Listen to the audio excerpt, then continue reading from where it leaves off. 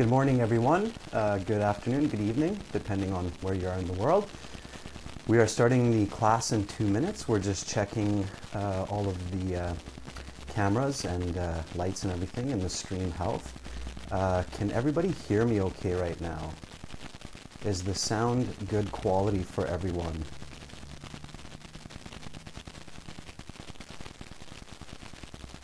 If somebody can just write a comment if you can hear me. All right, thank you, Lovepreet. Thank you, Harkirat.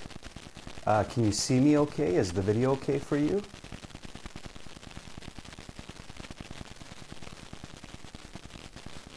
Okay, so I can see that the quality is good for most people. A couple people said the sound is not good.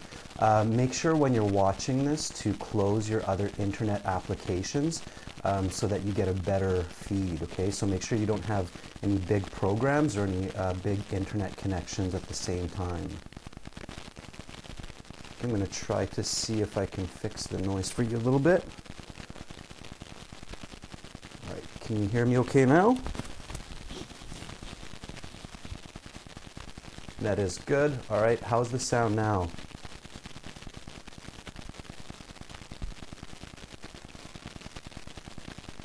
Sound is still not good? Okay, just give me a moment, I'll fix it. We'll start the lesson in about 1 minute.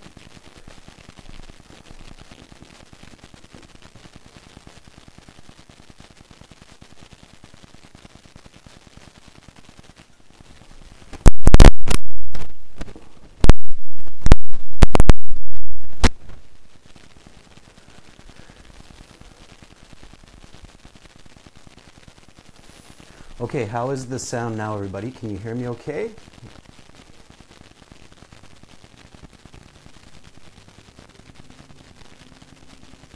Still bad for a couple people. Okay, I see that it's okay for some people, and some people are having noise. Just be patient. The stream and the buffering will catch up, so the sound quality should improve for you shortly.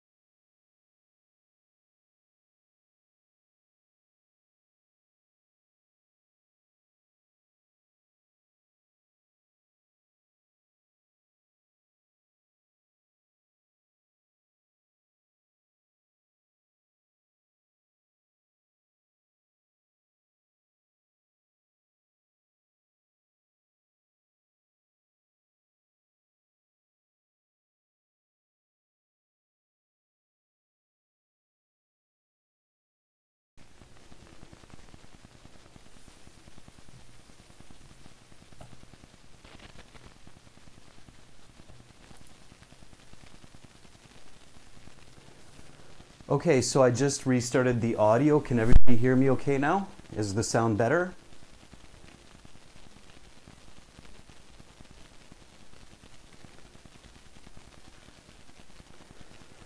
All right, great. So it looks like the sound is fixed. So we will start with the lesson now. All right. So again, this lesson is continuing from yesterday's lesson. We are looking at IELTS Task 2 Writing. I can see your comments, so if you have questions or comments, just write in the live chat and I will respond to you as best as I can. Again, if you want me to see your question clearly, please click on the super chat option in the bottom of the live chat, and then I can actually see your question for a longer time. The information for this lesson is coming from www.aehelp.com for academic IELTS and www.gieltshelp.com for general IELTS. So again, this is a task 2 question. To see the task 2 question, just look at the description for this lesson. So the question is, some people prefer to use their car to get to school or work. Other people prefer public transit. Which do you prefer and why? Give examples and explanations from your own experience. Now, yesterday we talked about the introduction paragraph and we talked about body paragraph number 1. So is anybody here that was here yesterday? Is there anybody joining us that was here in yesterday's class?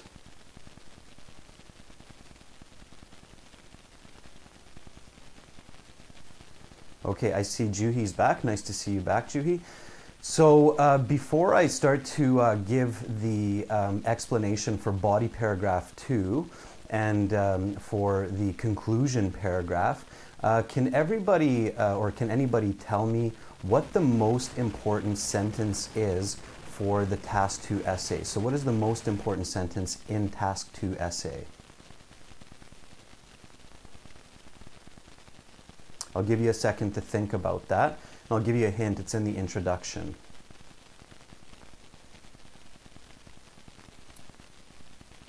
Yeah, okay, so I see Prakash says the thesis statement. So everybody who's saying the thesis statement, you're correct.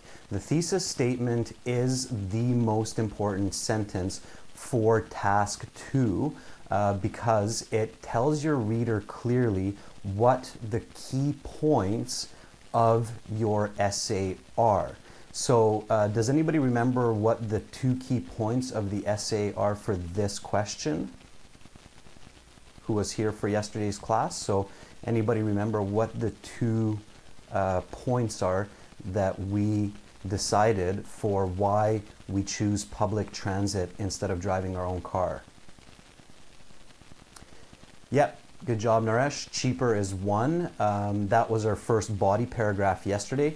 So after this lesson, if you look at the video from yesterday, you can see that on our channel. You will see that body paragraph 1 is about being cheaper. Okay, and Juhi, you're right. The second point is effective. So we talked about that public transit is more effective than driving your own car. Okay, so let's start talking about that a little bit.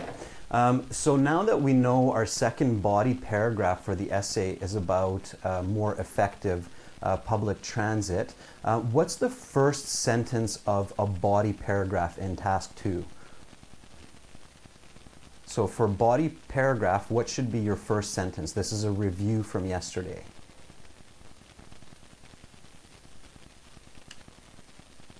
Yeah, so Mustafa and Juhi said topic and topic sentence. That's correct. It's the topic sentence. Does anybody remember what the topic sentence is? So what is a topic sentence in a body paragraph?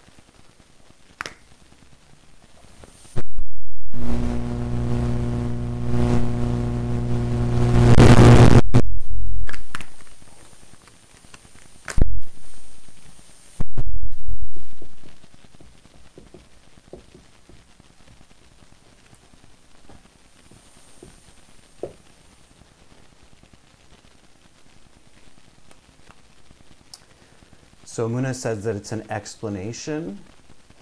Yeah, Mustafa, you said it's a simple sentence to illustrate the paragraph.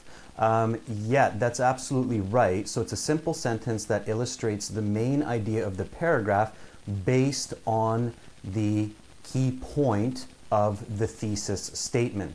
So here we talked about that public transit is effective. So our topic sentence has to be about this idea that public transit is effective.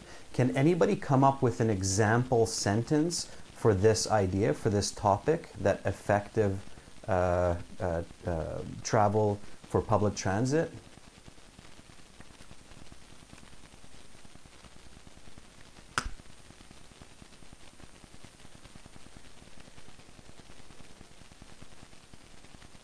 Now again, if you're having a little bit of trouble with the stream, make sure you don't have other internet applications open, and you have to be patient because it's YouTube servers that we're using. So we're doing our best. We have a good connection, but it's also up to YouTube and your connection, how good the sound in the video is. So you might have to be a little bit patient if you hear a little bit of noise.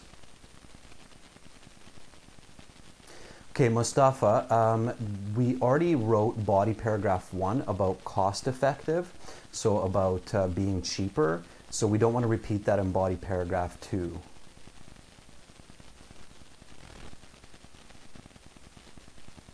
Okay, Gopinath, that sentence would be in the introduction.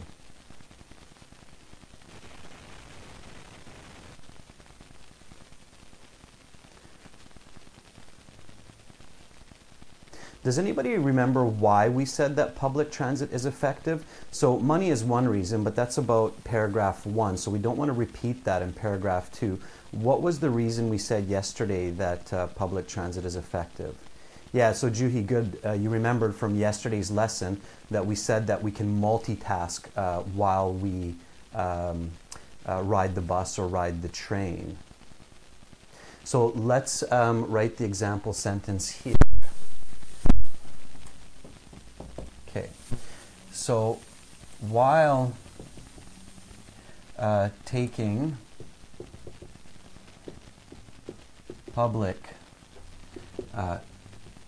transit, commuters are able to multitask. So it is more effective or efficient than driving a car. All right, so this is a deeper definition of our second thesis point, that public transit is more effective. So here we define the word effective with the word multitask. Okay? Does everybody know what it means to multitask?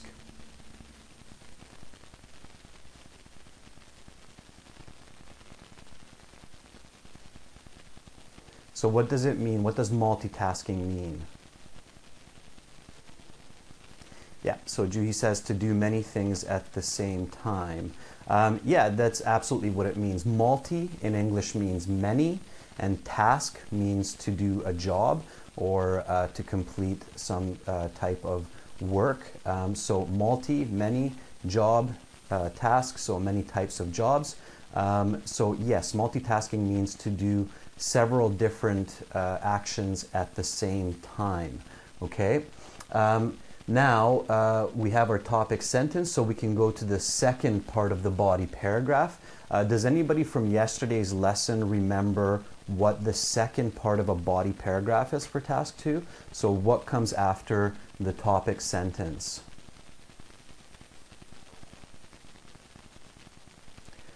Yeah, Mustafa, very good. The explanation. So again, it's very important that you do not think that your reader will complete your ideas. So you have to really clearly explain all of the ideas that you introduce in your body paragraphs. Try to think about your reader as an alien, somebody who comes from another planet. They're very smart, but they don't know what you know. So you have to explain to them everything step by step. So here you need to explain what you mean that people can multitask on public transit. Okay, so the second part here is explanation.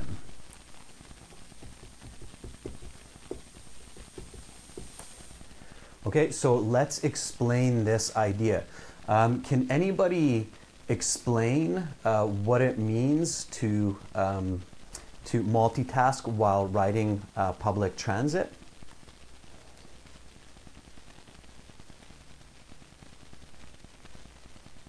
Lobna, very good. So yeah, people can read, send emails, talk to people on the phone while they're riding the bus or the train. They can eat, yeah, absolutely. For example, if you're going to work or school, you can maybe eat your breakfast on the way, which can save you time. Yeah, you can do work on your laptop, you can review your school notes. So there are many different activities that are valuable that you can do during this time. You can even sleep, absolutely, Ashish. So sleeping is something you can do on public transit. Definitely not something that you can do while driving your car, hopefully. So you can relax. Yep, absolutely, trust. So again, it's something that you can do, which you should not be doing when you're driving your car. So that's definitely a big advantage of public transit. You can even play games. Play games is a type of relaxation, so definitely you can do that. Okay, Sonu, I see that you said that it's safe and you can relax. Safety is an okay idea, but you have to be careful not to create a new idea with safety, which would be a different body paragraph, okay? One of the very common mistakes students make when they write essays is they talk about too many ideas in a body paragraph. One body paragraph should only talk about one idea. So this paragraph should only talk about the idea of multitasking, okay? All right, so let's write an example sentence for this.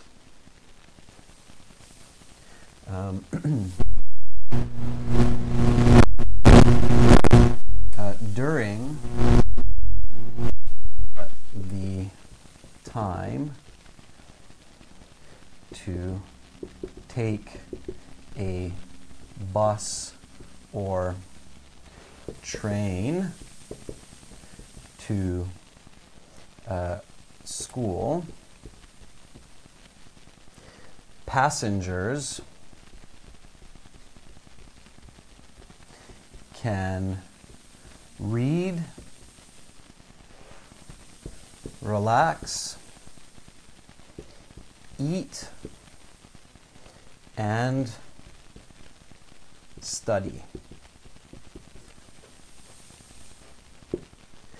And then we want to make sure that we're clear about the original question, which is which do you prefer, public transit or driving a car?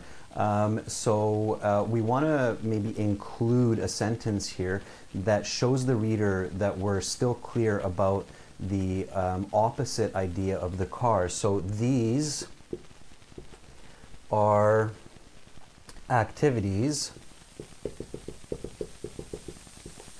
which are not possible when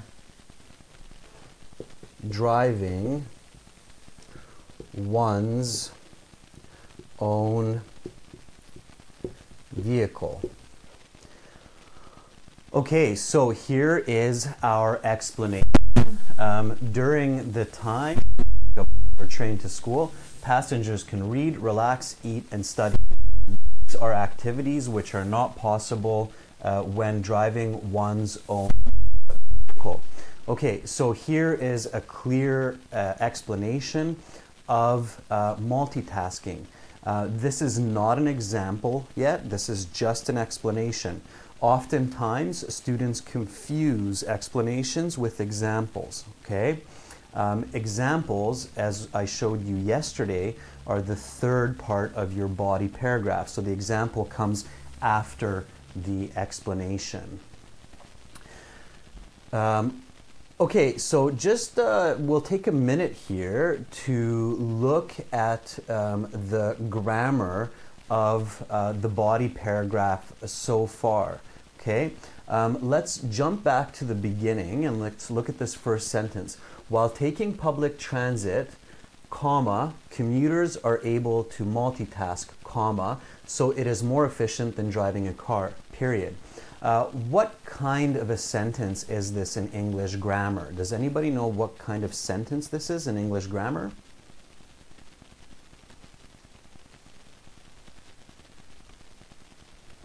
Hi Manzoor, you're saying, can you please do a quick recap of last lecture?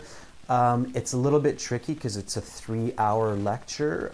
It was about the introductory paragraph and the body paragraph. So now we're doing body paragraph 2 and the conclusion. Vikas, Mustafa, yep, they're all saying complex sentence. Julia also says a complex sentence. Okay, question here. What is a complex sentence in English? Yep, Lobna, very good. I'm using subordinators. What is the subordinating conjunction in this first sentence? Does anybody know what the subordinating conjunction is in this first sentence?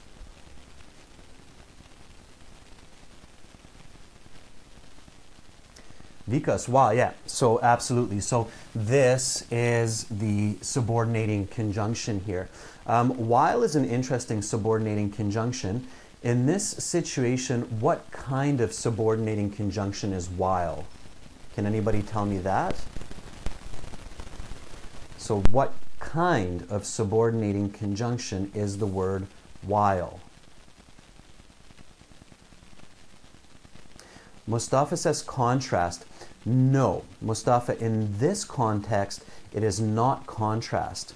In this context, it's something else.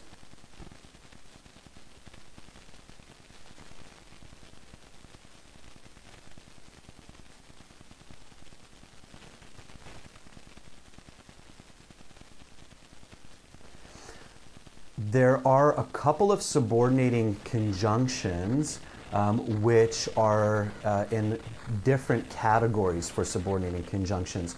In this situation, the word while is a subordinating conjunction of time. Okay? So no, Yosef, it's not however. So in this case, while is time. Okay? It's not contrast, it's time. Okay, in this situation, it's time. Yeah, so those of you who are saying time, like when, Lobna, that's correct. All right, so in some sentences, we use while for time, like during, and in some sentences, we use while as however. So make sure you use the word while correctly.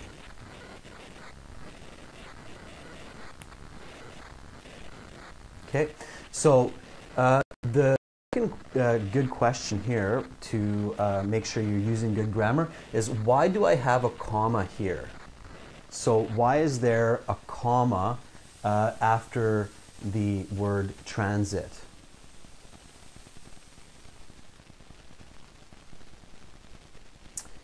Anybody know why I put a comma here?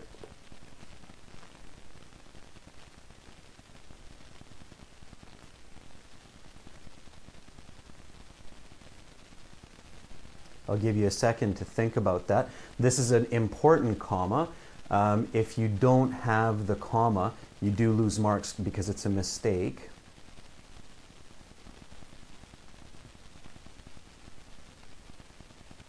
It's not a period, this is a comma.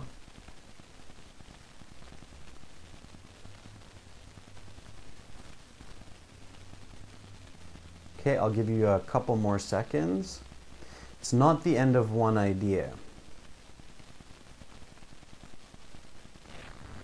All right, so when you're making a subordinating conjunction has two parts, okay? It has an independent clause and a dependent clause. So here, this part of the sentence is what's called a dependent clause because it's not a full sentence, okay? It's only part of a sentence. So if we forget about this part, so we look at while taking public transit, it's not a complete sentence. This doesn't make sense, okay? So when the dependent clause, the part of the sentence is first, then you need a comma before the rest of the sentence, okay? We'll talk more about this kind of grammar, but you definitely need to be able to know subordinating conjunctions and the correct grammar to use subordinating conjunctions. If you want to get a score on IELTS that's 6 or more, you have to understand subordinating conjunctions, you have to know their grammar, you have to know when to use the comma, okay? So this is called the dependent clause, and this second part of the sentence is called the independent clause. You can switch these, okay? If the independent clause is first, then you don't need a comma. If the dependent clause is first, then you need a comma. Again, I'll talk more about this grammar in future lessons, okay? For now, just remember that you have to learn subordinating conjunctions and you have to know the correct grammar to get high scores on IELTS. All right, we can see again another complex sentence here. The word here is during, so the comma is here, okay? And then here in the last sentence, we have a different kind of grammar. These are activities which are not possible when driving one's own vehicle. So here we have a subordinating conjunction there with the when, but we also have another kind of grammar in this sentence. Does anybody know what kind of grammar is included in this sentence? So what type of grammar am I using in the last sentence?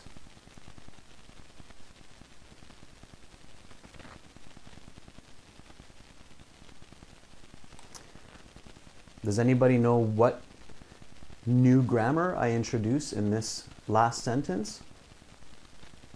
If you're not sure, you can take a guess. There's no mistakes here, so just be comfortable. Yeah, Tanvir, you're absolutely on the right track with relative clause. Yeah, absolutely. So I use the word which here. When we use the word which or who, if we're talking about a person in a sentence like this, what do we call those? What kind of clauses? Yeah, relative clauses and adjective clauses. So here we're using a relative clause, and again on IELTS, if you want to get a score over 6, you have to be able to use relative clauses and adjective clauses effectively with correct grammar. Okay, so again, I'll write this up on the board, but you need to know subordinating conjunctions and you need to know adjective clauses, and you have to use them in task 2 to get high scores, band score 6, 7, 8, 9, okay? That level of IELTS needs you to show complex language, and complex language includes subordinating conjunctions and includes adjective clauses. Yeah, trust. So if you need 6.5, you have to learn this kind of grammar. Okay? All right, so the first part here is the topic sentence. The second part is the explanation. Now we go to the third part. I just said a couple minutes ago what the third part of the body paragraph is. Can anybody tell me what the third part of the body paragraph must be in the IELTS?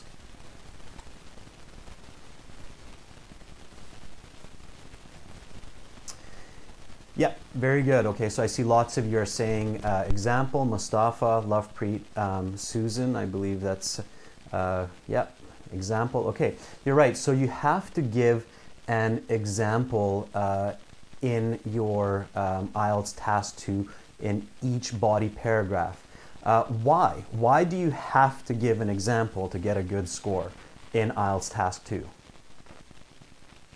So why do you have to give an example? Okay, Lobna says because it supports your explanation. That's correct. So it does support the explanation. That's a big reason why. For more clarification, yeah.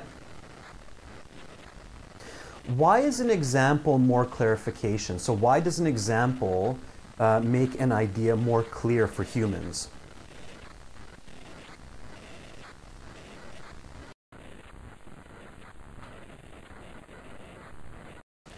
So when we're talking to each other or when we're reading a book, why does the example make the idea much more clear? What is the main advantage of the example? I don't see the answer yet. So how does the example help us understand information? Okay, Mustafa says because it turns theoretical ideas to daily basic actions. Yes, but what is the way? Okay. All right, let me ask you this. It's going to sound a little bit different, but I'm going to try a different way to help you understand. Humans have 5 senses.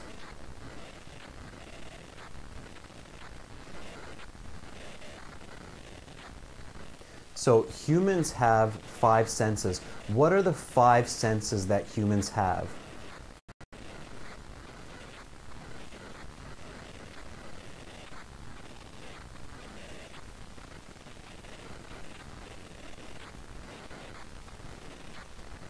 Okay, so can anybody tell me what are the 5 human senses?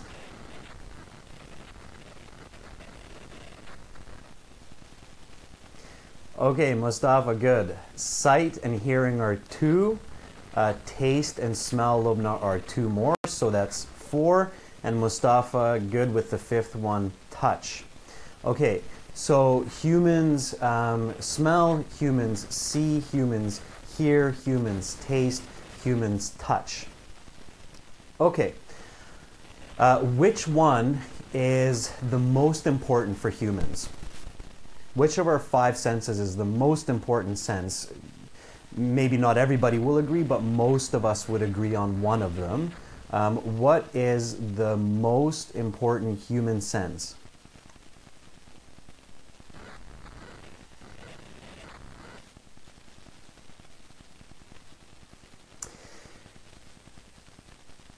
Yeah, okay, so if everybody's looking at the live chat, you will see that most people are answering the same.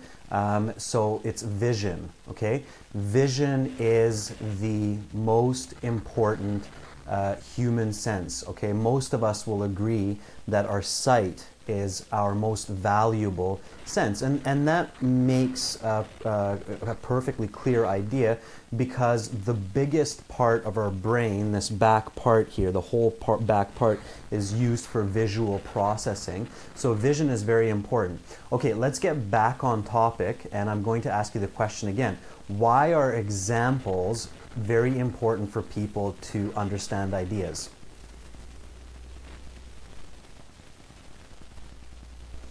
So again, let's jump back to that question that I was asking. Why are examples such an important part of human communication?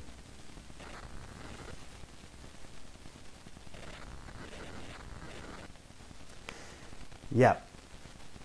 Yeah, exactly. So now it's clear, I think, for a few of you, you're getting the right idea because it helps us to visualize ideas. So when somebody gives a real example from their own life, it helps us to create a picture in our mind which allows us to see that situation.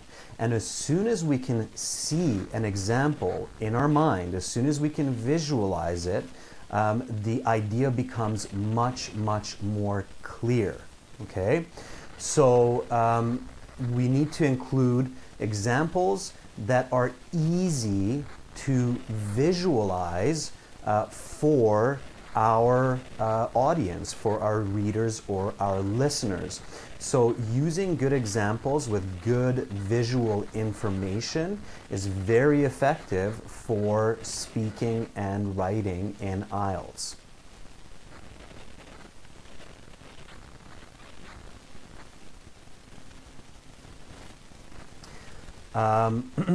Okay, so let's write an example here. I'm going to erase this part. So again, topic sentence: while taking public transit, commuters are able to multitask, so it is more efficient than driving a car. Then we explain it. During the time to take a bus or a train to school, passengers can read, relax, eat, and study. These are activities which are not possible when driving one's own vehicle. Okay, so I'm going to erase this and then we will write up an example here.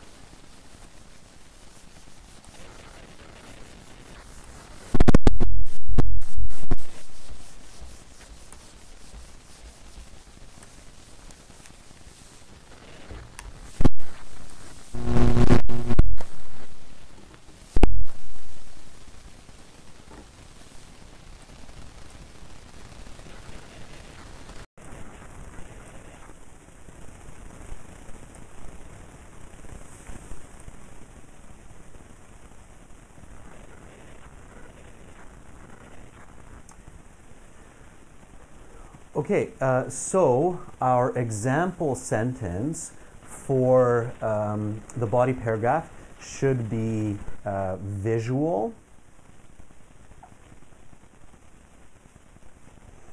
And what else should it be? So what else should the example contain? So we talked about this yesterday. We talked about two types of information in communication. Okay, one is qualitative, and what is the other one?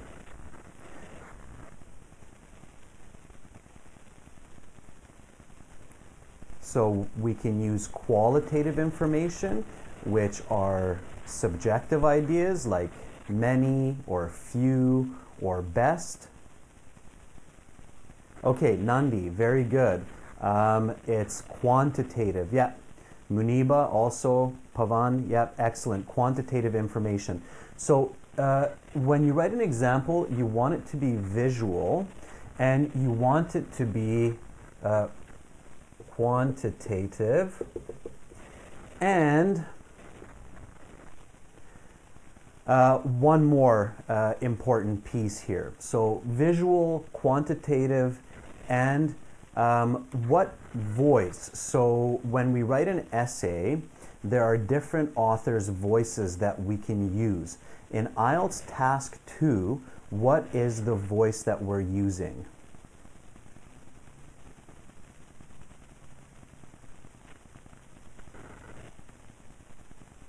So what kind of a voice do we use for IELTS Task 2? Very good, Pavan. Dwij, task, that's a tense. So tense and voice is not the same. Don't confuse tenses and voices. Voices and tenses are not the same, okay? Yes, Muna, we use first-person voice. Another question. Why do we use first-person voice in IELTS Task 2?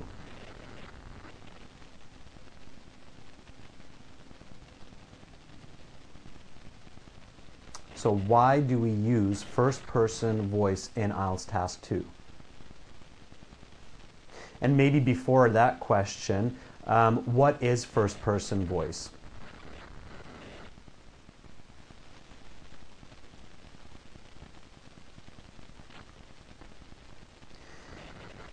Yeah, so Muniba, I see that you said objective version. It's not objective, okay? First person is subjective, not objective. Third person is objective. First person is subjective. But why do we use it? So why do we use first person, and what is first person? So what is first person? What kind of words do I use for first person voice in task 2?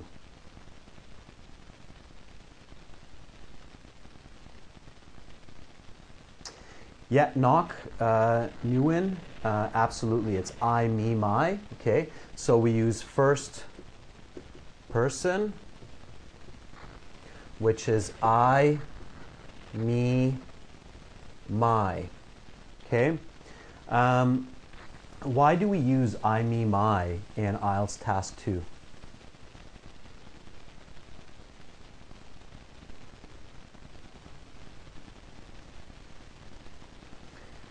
Yeah, no us, no we. Avoid the words us, we, and our. They're confusing. It's between first and second person.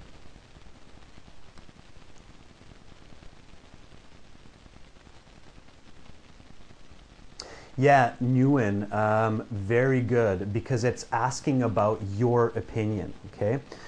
In IELTS Task 2, when you're writing, make sure that you stop every couple of minutes, so 3, 4, 5 minutes, stop and think about the question, okay?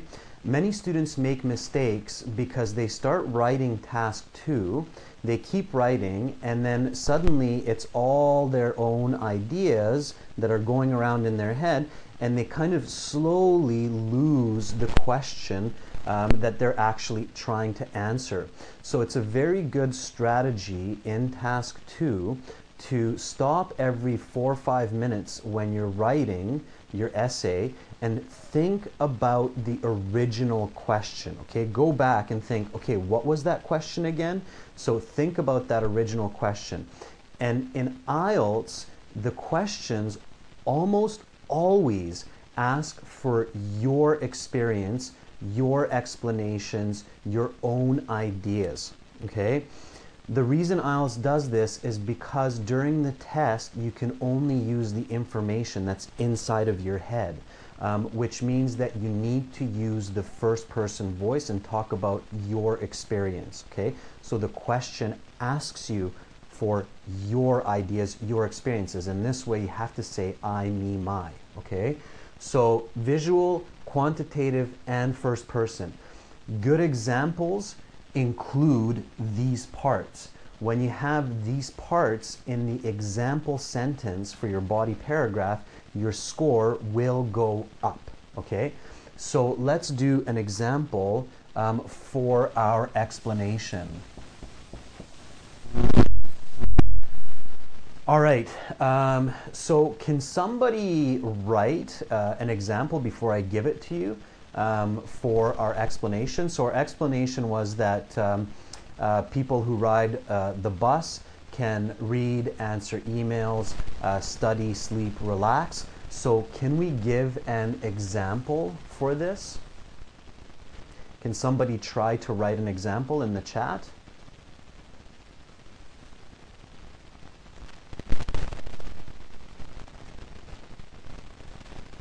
Yeah, I'll explain quantitative in the example in a second. So after I put up the example, I'll show you what quantitative is.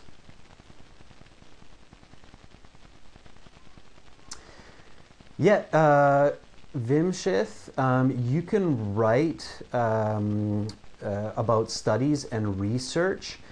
Just make sure that they're good examples, and you can even say in a research paper that I wrote or in a research paper that I saw.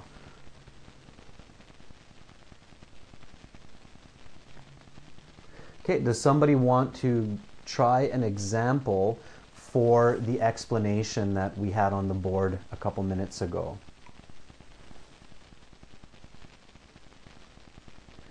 So Be Explained is asking, where are we from? This office is located on the west coast of Canada.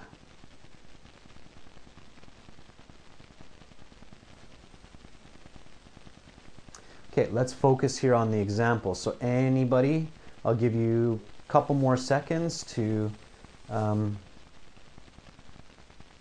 Okay, so Nguyen says, for me personally, I use the time I have while on the bus to think about my study and my future plans. Okay, it's a good start, Nguyen. but you don't have quantitative information, and you don't have, well, you have a little bit of visual information, but you need quantitative information. Okay, I always try to do other activities like reading a book to relax before I go to class or work. By Pavan, that's good.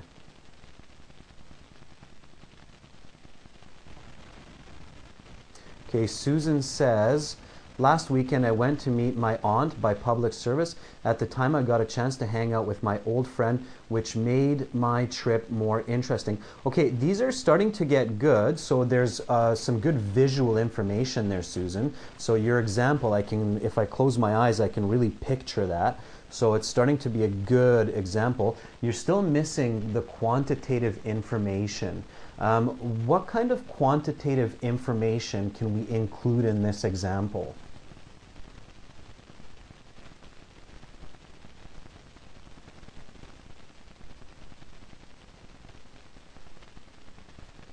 So what is the quantitative information? I'll give you a hint. Think about numbers. Okay, so think about numbers that you can include. Still time, Naresh, very good, time. So can someone give me an example of quantitative information for time? Knock Newin, absolutely, yep, you should use this in your speaking, 100%. Okay, so numbers. So yes, everybody's getting the idea of quantitative numbers. So can somebody write an example for this explanation that includes some numbers? Okay, I'll give you a few seconds to try to think about. Okay, Kurti, for example, 10 minutes updates regarding the top headlines can help you crack your interview. Don't forget to include the main idea while I ride the bus, okay?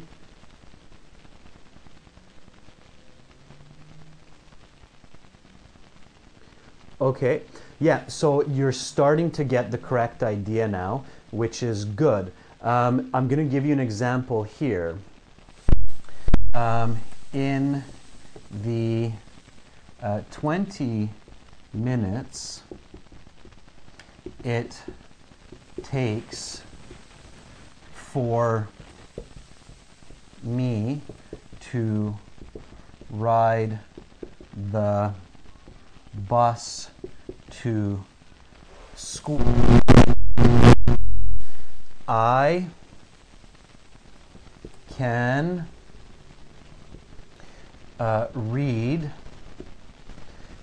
10 pages from my biology textbook.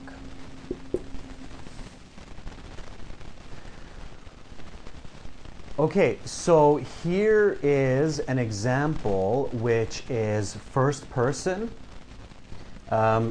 because I have the word me in here. Okay, so it's first person. It's visual. Okay, so hopefully we can see this.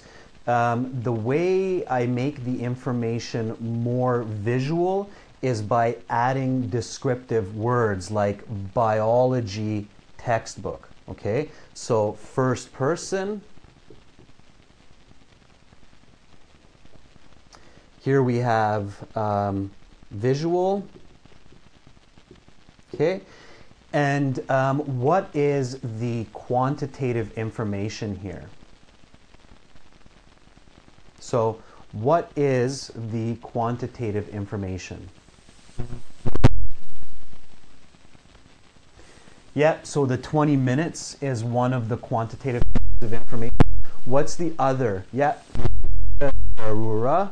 Very good, 10 pages. Yeah, so I have two pieces of quantitative information. I have 20 minutes and 10 pages. I have first person me and I'm making my writing visual by adding good description, which is biology textbook. We can all kind of see a biology textbook when we close our eyes. So it's visual. So this is an ideal type of example for an explanation, okay? This is an example where the listener or the audience can clearly visualize and understand specifically what I am explaining in this body paragraph. Okay?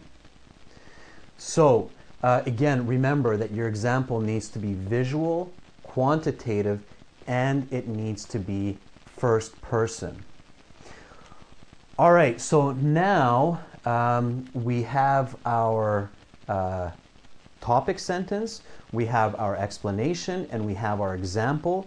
And now we can do the fourth part of the body paragraph. So 10 should not be a number, Ashish. That's a good point. So notice here I wrote 20 as a number and I wrote 10 as a word. Why did I write 10 as a word? So why is 10 a word and not a number?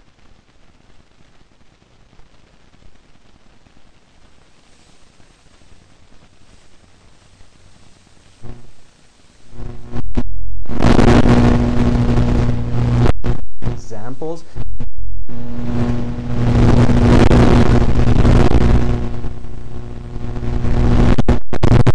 So it's actually kind of a tricky answer.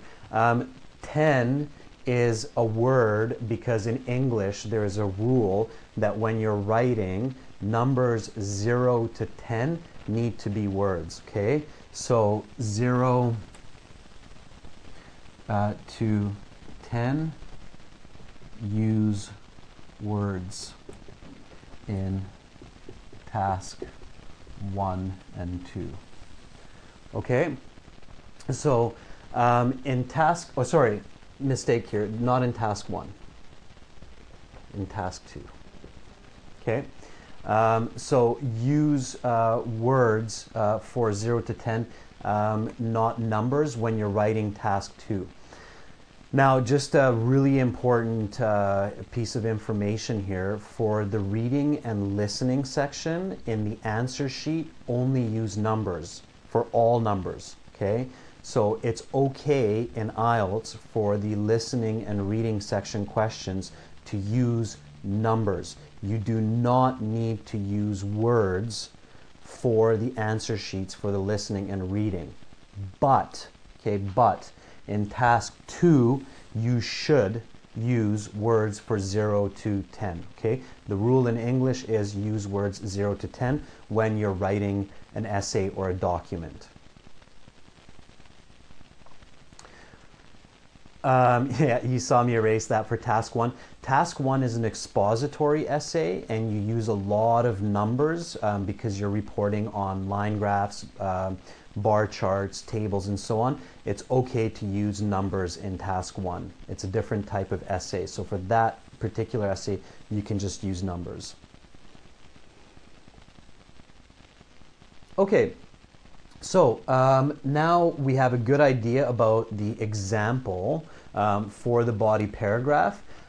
What is the last sentence of the body paragraph? So what is the final sentence in the body paragraph?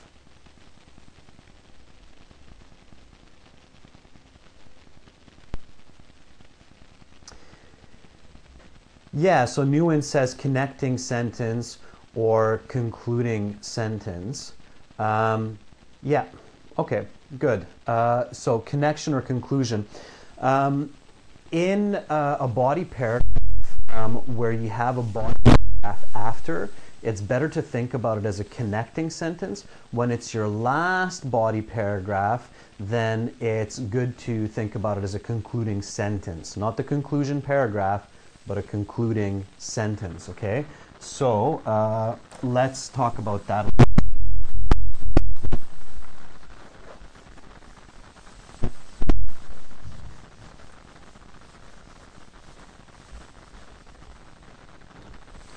All right. So,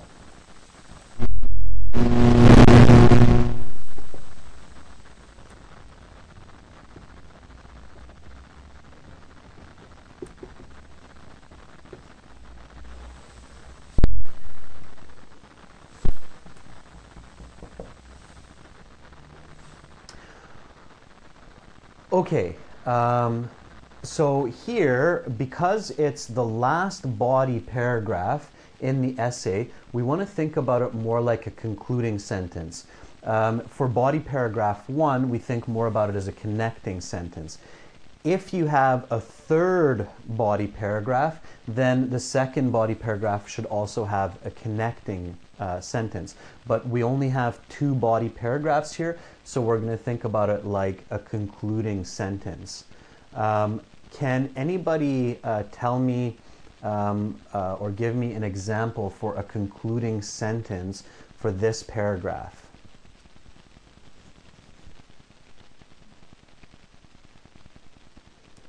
Somebody try a concluding sentence for this. Okay.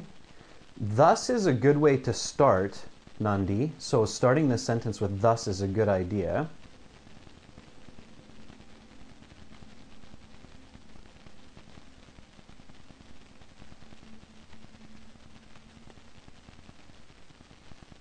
Okay, I'll give you a couple of seconds to think of a concluding sentence. Keep it simple, okay? So keep your...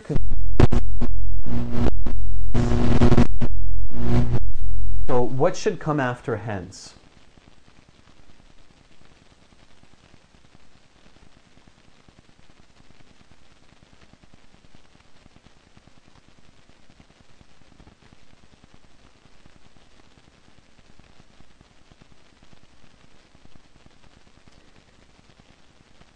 Hence, going by bus is a good idea. That's a good start. Yeah.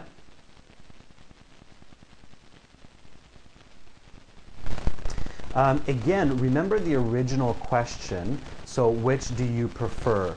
Driving your own car or using public transit? Try to think of a concluding sentence which has both of these ideas somehow in it.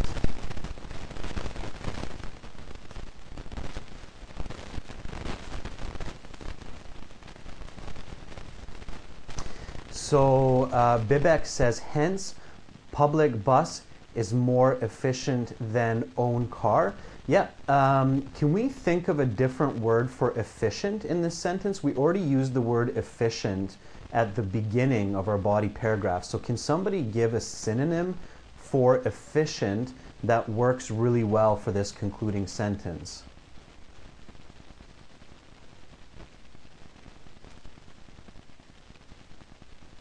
What's another way to say efficient? Convenient is not correct for efficient here. Crucial, no. Reliable, no. Convenient, no. No. Okay, so efficient, effective. What's another way? Okay, let me help you a little bit. When I'm able to do a lot of tasks quickly and efficiently, and I create a lot of products or services, what am I? Useful. Okay, useful, Vimsith, is good. That's you could use that. That's a good one. There's a word that's even better. There we go, Pavan. Very nice. Productive. Yeah, yeah, absolutely. So hence, using public transit is more productive than driving a car. Absolutely. Very good. Very nice. Yeah. So here the word productive is a key piece of vocabulary for you to think about. Okay. It's arguable that if you're going to school and you can read your textbook or review your notes for an exam, it's more productive than if you're driving your car and you're getting stressed about traffic and you're worrying about what everybody's doing on the road, okay? So productive is the better word here. All right, so now we have our full second body paragraph, okay? We have the topic sentence, we have the explanation, we have the example, and we have our concluding sentence. So body paragraph 2 is now complete, okay? Again, remember that to review the introduction for this essay and body paragraph 1, just look at yesterday's class. You will find that in our videos on the channel, okay? And then when we're finished this lesson, you can also find this video on the channel as well, okay? Again, remember to visit us on our website at aehelp.com and also at gieltshelp.com. This is for academic IELTS. This is for general IELTS. So you can find lots of good high quality videos there, complete lessons, as well as 6 practice exams. You can find our textbook there. So you will get a PDF with 6 practice exams there. So that includes a lot of good information for you to get high band scores. All right, any questions about body paragraphs? So I'll give a few minutes for you to ask some questions about body paragraphs before we talk about the conclusion paragraph. So the next topic is conclusion paragraph. Before the conclusion paragraph, does anybody have questions about the body paragraph?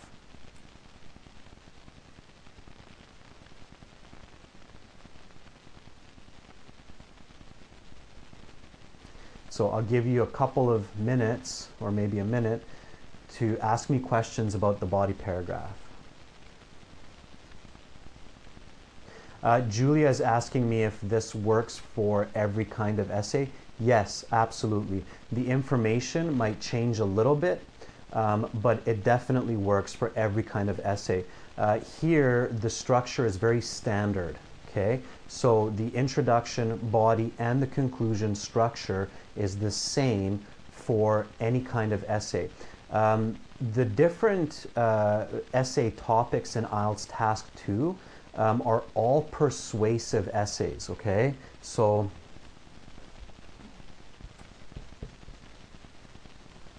or I should say almost all.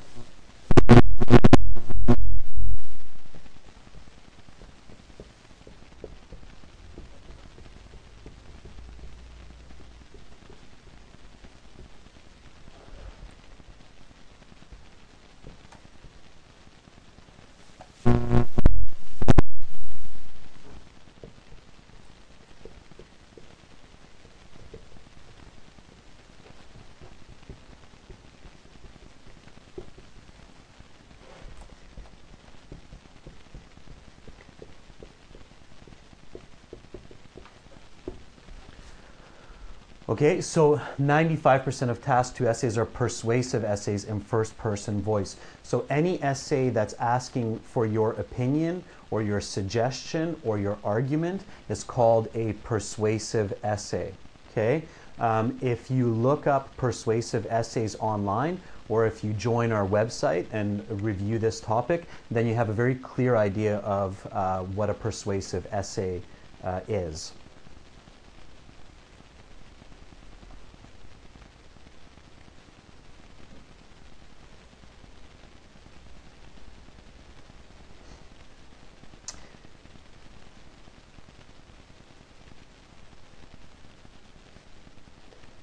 Okay, so Tanvir, you're asking me how to write a topic sentence for the body paragraph. The way you write the topic sentence for a body paragraph is you take the one point from your thesis statement in the introduction and you give a more clear definition, a full sentence definition, okay? So the way to write a topic sentence for the body paragraph is take one of the points of the thesis statement in the introduction and write a full sentence clear definition for the topic sentence. You are very welcome, Muna. Make sure you guys join us tomorrow at the same time. We'll be talking about speaking section part 2. So for those of you who are leaving, just make sure that you come back tomorrow and join us for part 2 of the speaking section. When we talk about task 1, Dwij, you will see a third person example, okay? So the task 1 essay for academic IELTS, not general, for academic IELTS, the task 1 essay is a third person essay. We'll talk about that in a different lesson. Lovepreet, do not partially agree. So if the question asks you to agree or disagree, choose one side, give 2, maximum 3 clear reasons for agreeing or disagreeing, and stay with one side. Okay, Lovepreet, it's really important. When students do partially agree, like I sort of agree, it makes for a weak essay. Okay, partial agreement is a weak essay.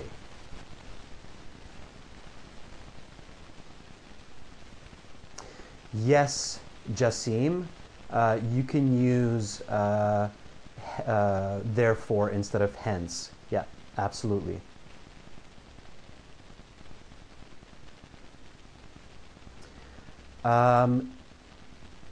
Sonu, the sentence should be for the thesis in the introduction. So it's the last sentence of your introduction, what you wrote there. Conditions, Muna, you only use or express when it makes sense, okay? So you have to think about the context. There's no special place to use a condition. Usually it's in the example, or sorry, usually it's in the explanation. So conditions are in most situations in the explanation. So if I ride the bus to work, I can read a book, I can use my computer, or I can relax. So usually conditional sentences are in the explanation of the body paragraph, but they can be in other parts as well. So you have to think about the context.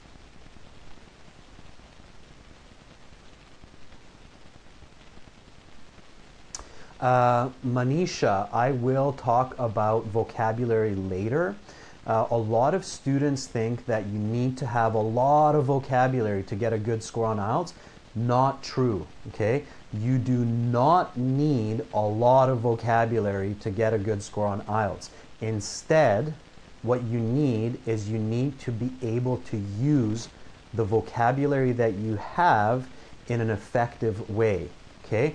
So if you know 1,000 words in English and you can use those 1,000 words very effectively, then it's better than if you know 5,000 words but you cannot use them effectively.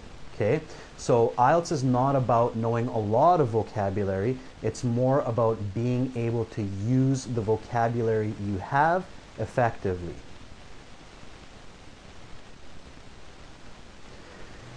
Bebek, you're asking me about GRE, if it also works, this type of structure. Yes, absolutely. This is a standard English essay structure. It's the most common type of English essay structure. It follows a type of clear logic, and you can use it in many different kinds of essays. Nundi's asking me about idioms. A lot of students ask about using idioms in task 2. You have to be very careful to use idioms. Usually it's not a good idea. If you make a mistake in an idiom, it becomes very confusing. And when it's very confusing, your mark goes down, okay? So only use an idiom if you're 200% sure that you know it's correct, okay? Otherwise, don't use idioms, okay? Don't use idioms, don't use slang. Manisha, the classes start at 14:30 London time, 20 o'clock or 8 p.m. New Delhi time, and 22:30 or 10:30 at night Beijing time. Shalini, I will be talking about speaking part 2 in tomorrow's class. Yeah, so the time, of course, Ashish, changes depending on where you are in the world. If you're in India, it will be 8 p.m. at night. I'm not sure what it is Nepal time because I don't know the time zones.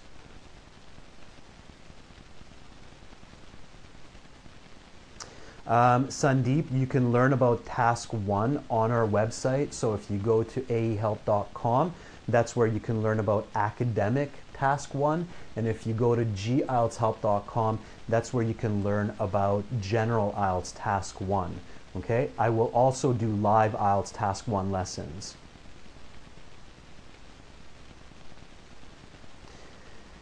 Yeah, Kirti, conjunctions for body paragraphs are very important. You need to use conjunctions in all parts of task 2. You need to use conjunctions in task 1 writing also, and you need to use it in your speaking as well if you want to get a high score. Absolutely.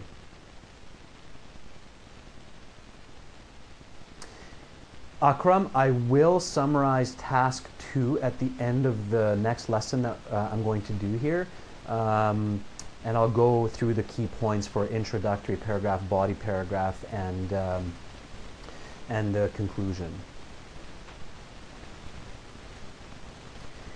Dwij, idioms are unique expressions that are coming from cultural history, which present an idea that a culture knows and understands, but it references a different idea, okay?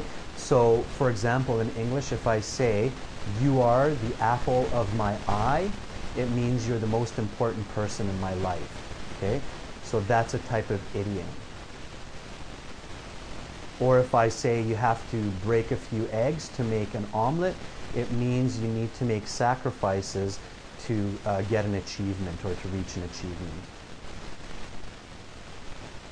Yeah, Mustafa, you can use statistics. You can make them up. You can imagine them. They don't have to be real. You can use statistics for examples in the body paragraph. Just make sure that they're believable, okay? And it's good to use first-person expressions even for statistics, like I learned in school that 30 out of 100 people read a book on the bus.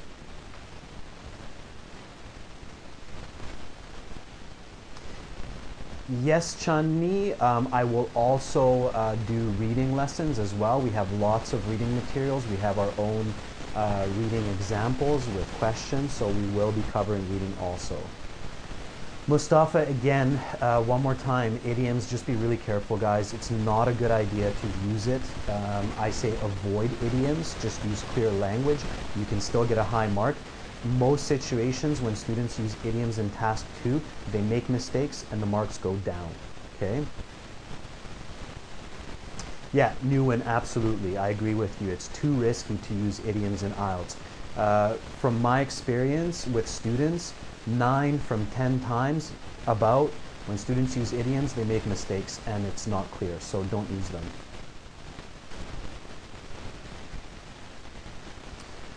All right, again, remember, we do appreciate sponsorship and super chat. So in your live chat, if you like our lesson, you can ask a question by donating $1 or a couple dollars to us. It helps us to keep these lessons going. Also, make sure to visit our websites. I am now going to take a 10-minute break. Okay, and then after the 10-minute break, I will restart for the next class, which will be the conclusion, okay? So hopefully you stay with me for the conclusion. It's the last part of the task 2 essay. In 10 minutes, I will talk about the conclusion paragraph. Okay, so I'm going to take a 10-minute break here. I'm going to stop the live stream for 10 minutes. After 10 minutes, I will come back. I will start the stream again in 10 minutes, and then I will explain to you the conclusion paragraph. It's very important. The two most important paragraphs in the essay are the introduction and the conclusion. Many students don't have a very good idea of the conclusion paragraph. So if you want to learn how to write a good concluding paragraph, make sure you come back in 10 minutes and I will start the stream again, and then I will talk about the concluding paragraph. Okay? So, thank you, Akram. I will enjoy my coffee, and then I will be back in 10 minutes and we'll do the concluding paragraph together, and that will be the total task 2 essay with this example. So for those of you who are leaving, going to sleep or going to work or school, thank you so much for watching. Thank you for being here with me today. Make sure you come back tomorrow. We will have these live sessions daily. Again, tomorrow we will be talking about speaking part 2. And in 10 minutes, for those of you who are staying, we will be talking about the concluding paragraph, okay? So thank you so much. I will be back in 10 minutes. I will be back in 10 minutes.